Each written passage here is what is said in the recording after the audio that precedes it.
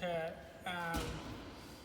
communicate and to obviously share each other's stories and to see how, we got where we are. So I'm 29 and I'm born with spina bifida. Spina bifida is a lower back condition. In some cases it's degenerative, some cases it's not. Each case is different from the other. So it's a very it's a very spectrum condition. So with me, I was actually born with a hole in my lower back, where the bottom part of my spine, I believe it was the lower part of my lumbar, was protruding from my skin. So naturally, when the spine sticks out of your skin, it pushes through the muscles, the nerve endings, the skin, obviously, and everything in between. So therefore, when I was born, my nerves in my lower back were completely severed. As a result, I've had to teach my muscles to work again properly and to move normally. I didn't actually start walking till I was about 4 to 5 years old, give or take. I am walking now, luckily. I've done a lot of work rehab-wise to get my legs going and to get where I am now. And yes, as I said, when I was younger, I was pretty much crawling everywhere. So furniture, walking, that sort of stuff to get where I needed to go.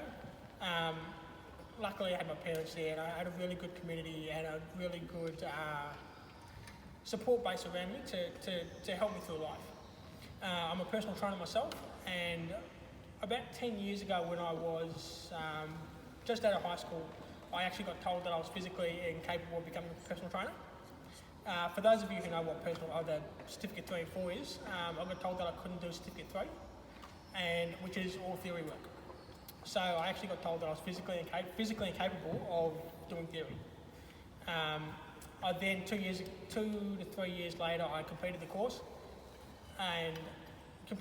with flying colours, all that sort of stuff, and then I went back to the guy and I pretty much stuck it up.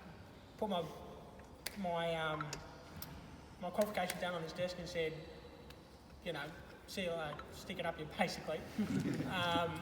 And he denied it, and his assistant at the time actually agreed with him, said that he wouldn't do this, he can't do this, he's coordinator, blah, blah, blah. So yeah, that obviously made me feel a lot better as well. So combination of those two things has been a big influence of my life. Growing up with the disability, coming back to the disability, going to mainstream schools, and basically just being pushed out there to give everything a go. That's how I've become the person that I am. And through the support of my parents, through the support of my siblings, my cousins, my uncles, partner over here, it's allowed me to show people that I can do basically anything you set your mind out to, and that no matter what's out there, it can get done.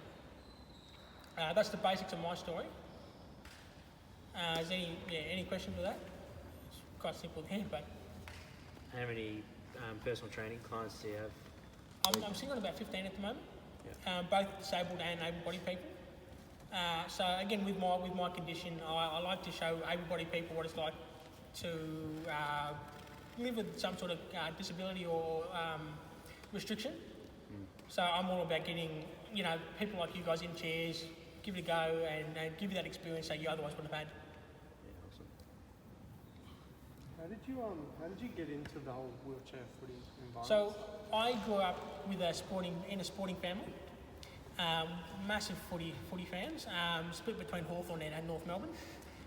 So yeah, my brother was Hawthorn, my uncle was Hawthorn, my sister's Hawthorn, I'm a North Melbourne supporter, my dad's a North Melbourne supporter.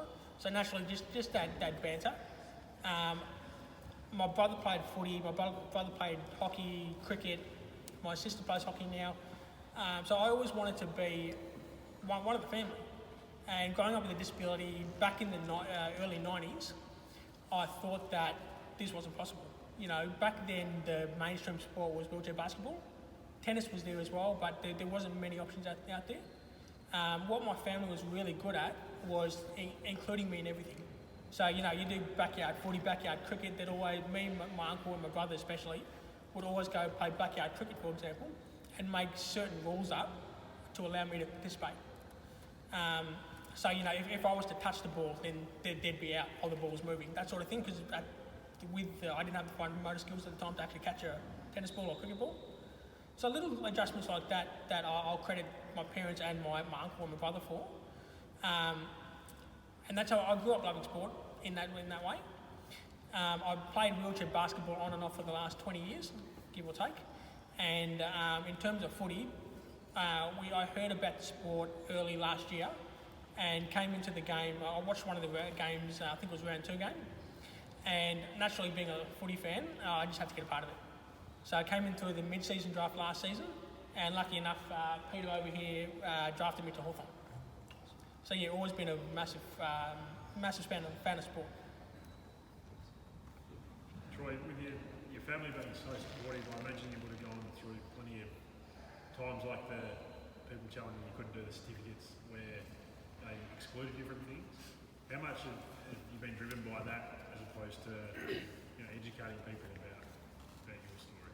Yeah, well, I've always been big on trying to let, again, able-bodied people know what it's like to have some sort of disability or condition or something that's holding them back. My family were really tough on me as a kid for good reasons. I can tell you that, especially my uncle, youngest uncle and my brother, I was dead scared of heights, for example. So what my brother would do just for fun was he'd pick me up and put me on top of a washing machine. All right? And I was that dead scared of heights that I wouldn't even attempt to get down, let alone with my leg strength and whatnot. So, and he'd sit there and he'd just be pissing himself on the ground laughing, well, trying to hold his stomach in from laughter. Things like that, you know. I got the old trick where my uncle was a cricket player, and so they tried to trick me into thinking that the cricket box was the gas mask. Little things like that. I was very gullible. I actually fell for that quite a few times. Just for the record.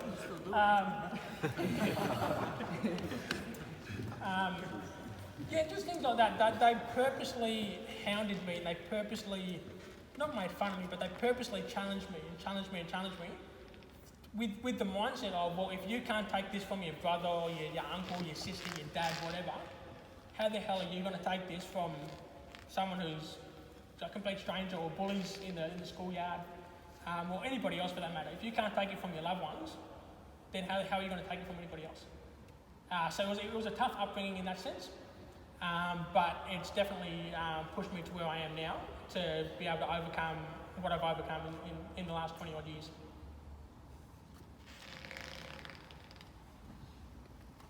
Any more questions?